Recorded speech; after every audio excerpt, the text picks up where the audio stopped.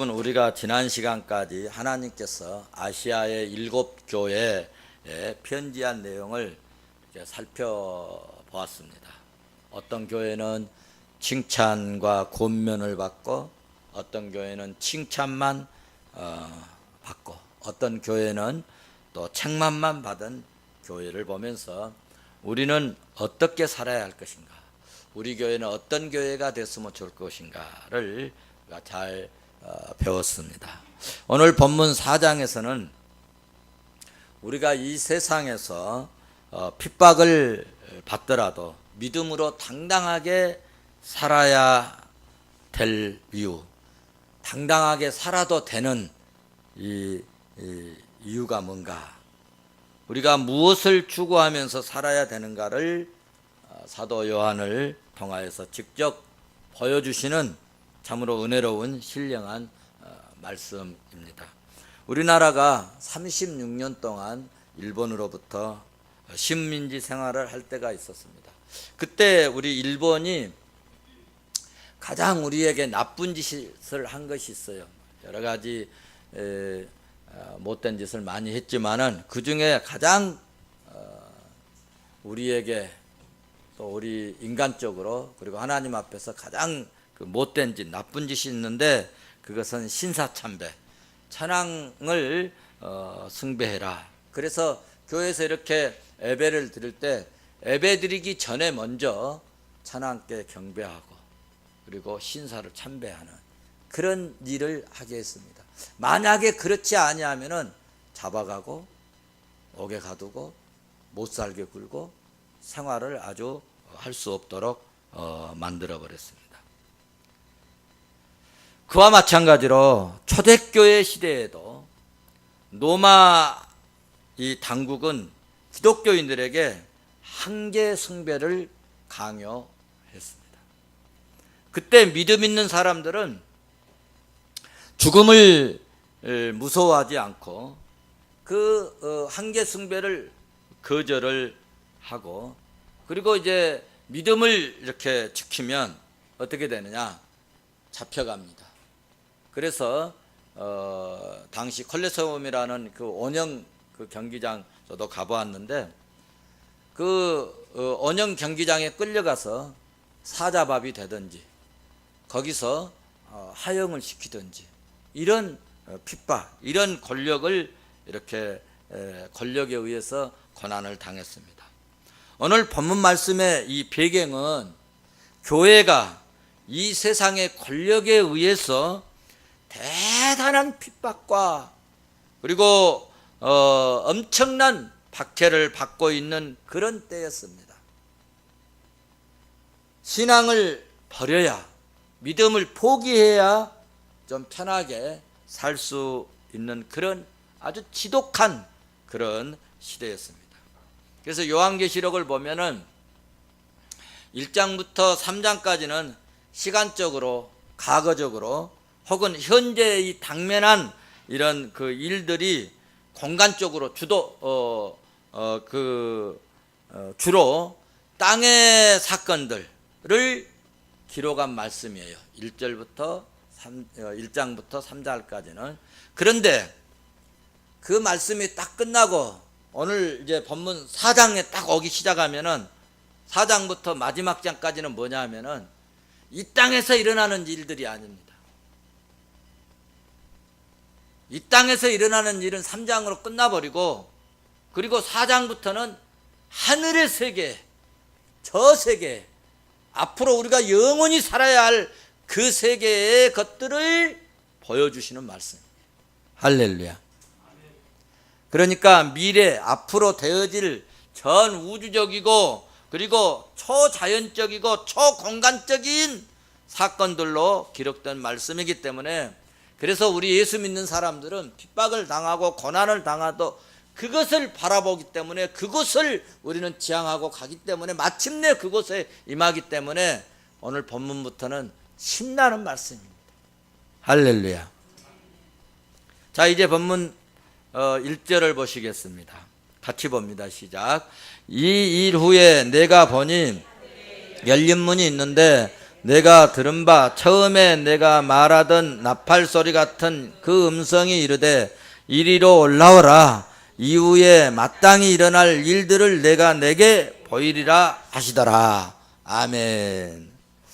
요한이 본 계시는 하늘에 있는 뭘 보았다고 그랬어요? 하늘에 있는 한 보좌에서부터 시작됩니다. 우리는 하늘에 이렇게 쳐다보면 아무것도 없잖아요. 그래서 하늘을 보고 아무것도 없는 것으로 생각되어질 때가 참 많습니다. 그런데 이상하게 하늘에서 어쩔 때는 비가 내려오고 말이죠. 물이 내려오고. 그러면 뭔가 하늘에 있다는 거 아니겠어요? 그런데 오늘 본문 말씀을 보면은 하늘에 아무것이 없는 것이 아니라 뭔가 있음을 이해할 수가 있습니다. 그래서 오늘 본문 1절 말씀을 보시면 사도 요한이 제일 먼저 목격한 것이 뭐냐? 하늘에 무슨 문? 열린 문을 보았다. 하늘에 문이 있다는 거예요. 문이 있다. 우리도 교회에 들어오는데 문이 있습니다. 문이 하나. 자, 그러면 하늘에 이 열린 문이란 뭘까? 하늘에 열린 문은 하나님께서 계획하신 뜻이 있어요. 하나님께서 뭔가 준비하신, 예비하신 그런 계획이 있는데 하나님이 계획하시고 예비하시고 준비하신 이 세계, 또 계획하신 그 뜻이 있는데 그 뜻을 인간에게 보여줘야 되겠다는 거예요. 인간들에게 혹은 성도들에게 이 일들을, 이 계획들을, 하나님의 뜻을 좀 이제 알려주기 위해서 열어놓은 하늘문을 의미하는 것입니다. 그래서 이 문을 열어서 보면은 뭔가 이제 보이기 시작하는 거예요. 그래서 계시록 3장 7절 말씀을 보시면은 또 그런 말씀이 있어요. 빌라델피아 교회에게 편지하실 때 그런 말씀을 해주셨어요. 여러분 기억하시죠? 다윗의 열쇠를 가진 이시가 열린 뭡니까? 열면 닫을 사람이 없고 닫으면 열 사람이 없는. 그리고 이제 한 절 더 나아간 8절에서 볼지어다 내가 내 앞에 열린 문을 두었으되 능히 닫을 사람이 없느니라. 그러니까 하늘에 뭐가 있다는 거죠. 하늘에 문이 있다는 거예요. 하늘의 문. 오늘은 그 하늘의 문을 막 열어서 보여주시는 거예요. 누구에게? 요한에게. 그렇습니다. 하늘의 문이 있습니다. 그 문이 열릴 때가 있고 말씀에 근거하면 닫힐 때가 있습니다. 본문 1절에서 말씀한 이 열린 문은 열린 문 그 자체보다 그 열린 문 안에 있는 그 열린 문 안에 있는 그 이제 실체와 사건들이 더 큰 의미가 있음을 알아야 합니다. 여러분 그 문 안에는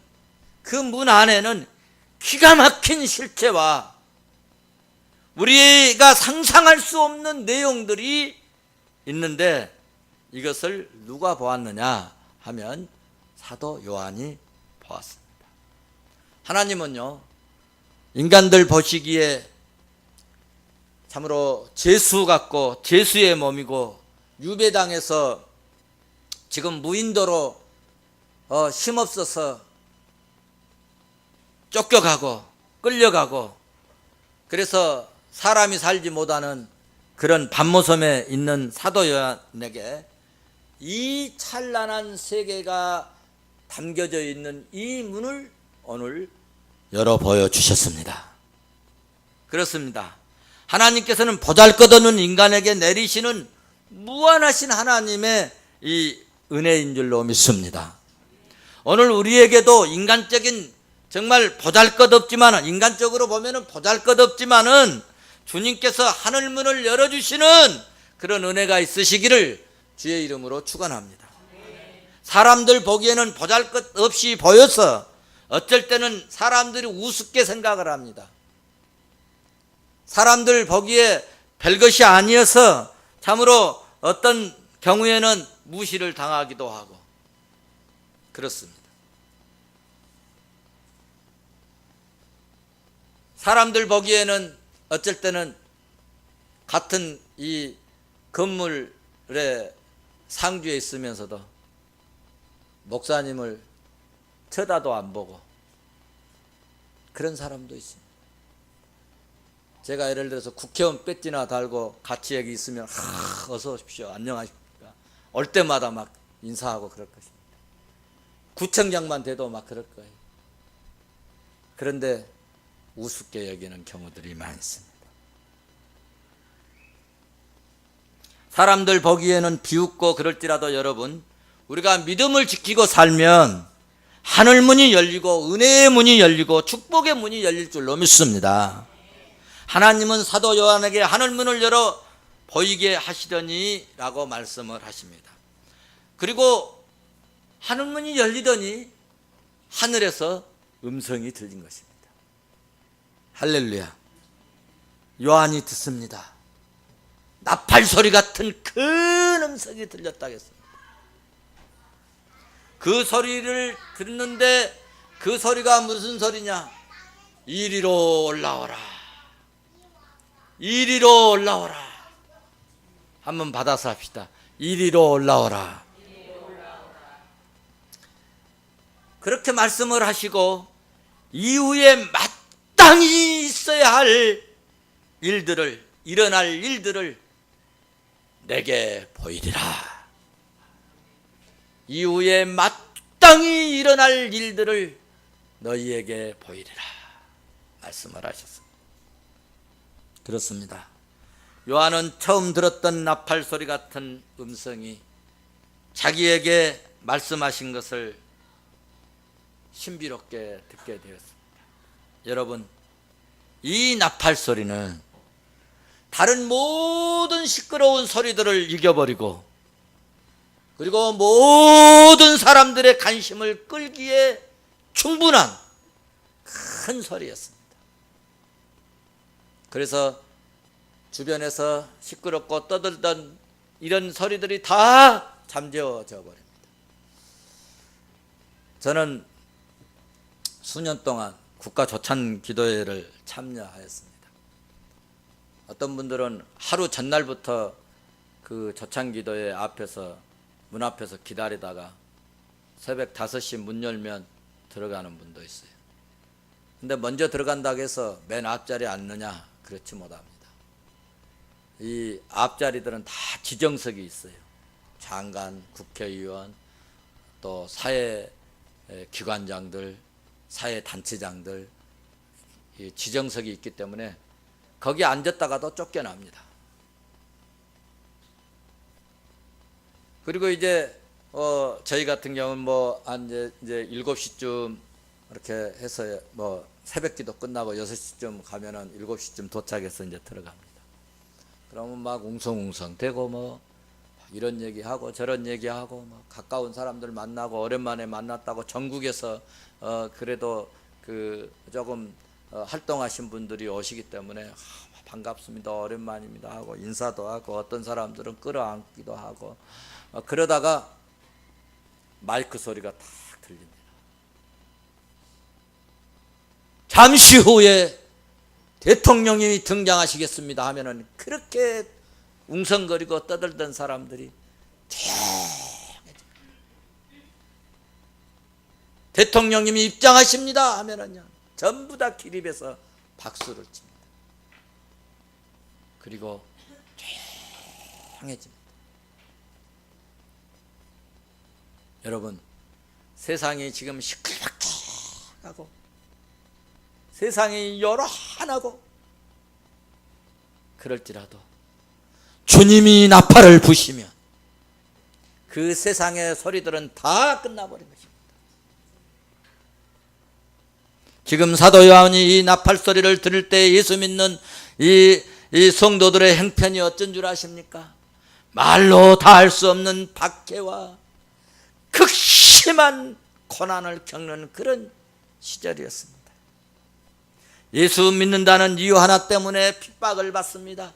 예수 믿는다는 이유 때문에 하나 때문에 고난을 받습니다. 예수 믿는다는 그것 때문에 세상을 살 수가 없습니다. 살아갈 수가 없습니다. 재산 다 빼앗깁니다. 가정이 파산되고. 그런데 재미있는 것은 고난과 핍박의 장 2장 3장이 끝나자 말자 하늘문이 열리고, 할렐루야,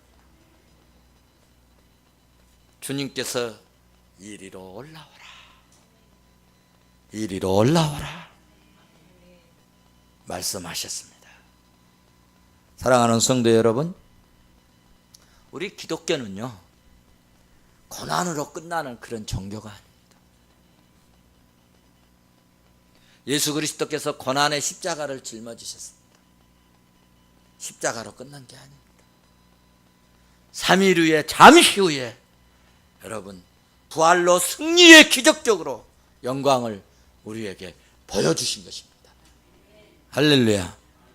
그러므로 성도 여러분, 자기의 명철을 의지하지 말고 승리하신 예수 그리스도, 고난을 이기신 예수 그리스도, 사망을 이기신 예수 그리스도, 음부의 세력을 이기신 예수 그리스도를 믿고 예수 그리스도를 신뢰할 수 있기를 주의 이름으로 축원합니다. 축원합니다. 그러면 잠시 후에 우리 주님께서 이리로 올라오라 하시는 음성을 들을 수 있게 될 줄로 믿습니다. 아무에게나 이런 말씀을 주시지 않습니다. 성경을 우리가 읽어보면은 믿음으로 환난을 이기는 자들에게 가끔 이런 말씀들을, 이렇게 음성들을 혹은 하늘문을 열어서 주십니다. 하늘문이 열리다 혹은 하늘의 음성이 들리다, 이런 때 성경에 종종 기록되어 있는데, 예를 들자면 스데반이 순교를 당합니다. 돌에 맞아 순교를 당해요. 그때 어떻게 됐습니까? 하늘문이 열렸어요. 그리고 주님이 보좌에 앉으셔서 계시다가 벌떡 일어서서 주님이 서신 그 모습을 스데반 집사는 보았습니다. 하늘에 뭐가 있다는 겁니다.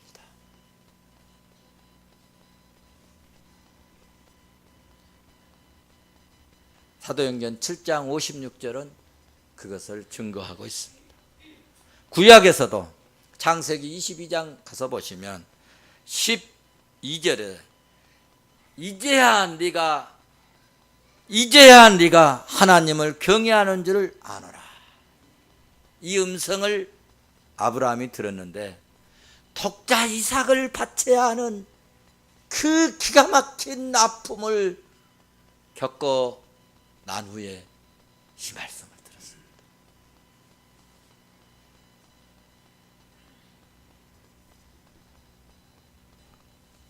세상 것 생각하고 현실적인 것 생각했더라면 이런 하늘의 음성을 들을 수 없습니다. 오늘 본문 말씀을 통하여 하나님은 우리에게 말씀합니다.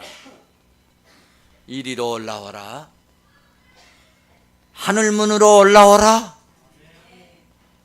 더럽고 추악한 세상만 바라보지 말고 하늘로 올라오라. 세상은 여러분 파고 또 파도 모래뿐입니다. 그래서 주님이 말씀하셨습니다. 모래 위에 집을 짓는 자는 어리석은 자라. 그러므로 여러분, 세상은 기대할 것이 없는 것입니다. 여러분, 정권을 잡은 새누리당을 봐보십시오. 더민주당을 봐보십시오. 민주당을 봐보십시오. 기대할 것이 있습니까, 여러분? 기대할 것이 있어요. 한국 정화시키겠다고, 공무원들 정화시키겠다고 김영란법이 발효됐어요. 국회의원들은 쭉 빠졌습니다. 이것이 인간들인 것입니다. 나는 그런 류에서 빼버리자.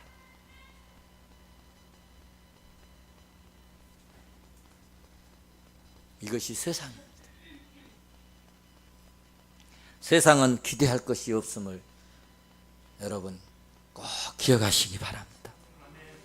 참으로 비정한 것이 세상입니다. 저도 얼마 전에 들어줄 만한 분에게 뭘 부탁했지만 거절당했어요. 느낀 점이 있습니다. 이것이 세상이구나. 교회에 와서 돌아와서 여러분 또 제가 인간을 바라보았습니다. 하나님 앞에 회개했습니다. 그랬는데 하나님께서는 곧바로 은혜를 주시고 하나님께서는 더 큰 것을 허락하신 것을 보고 하나님을 의지해야 되겠구나. 주님을 바라봐야 되겠구나. 절실하고 절망하고 이제는 제가 이를 악물었습니다. 그렇다. 사람 바라보지 말고 세상 바라보지 말고 사람 의지하지 말고 주님만 의지하자.